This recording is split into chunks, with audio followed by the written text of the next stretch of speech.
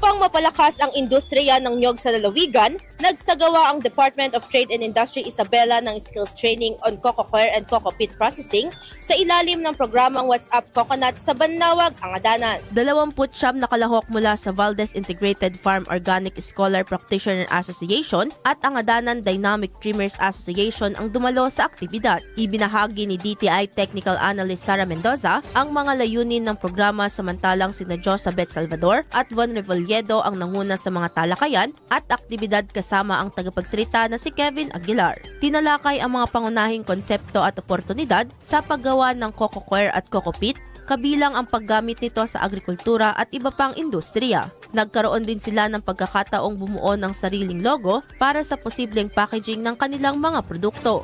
Layunin ng pagsasanay na bigyan ng teknikal na kasanayan at kaalaman ang mga magsasaka para magamit ng lubos ang kanilang ani at makabuo ng mga produktong may dagdag na halaga. Idol, nanunuyo ba at humihina ang elasticity o pagbanat ng balat? Bumababa ang fat level sa ilalim ng balat, gayon din ang collagen availability sa katawan? Kaya naman 50 pa lang mukha ay kulubot na. Para mapigilan ang mabilis na pagtanda, mag-DTX 500 na. Pinaparami ang cell regulators gaya ng retinols, peptides at growth factors para sa collagen metabolism and production.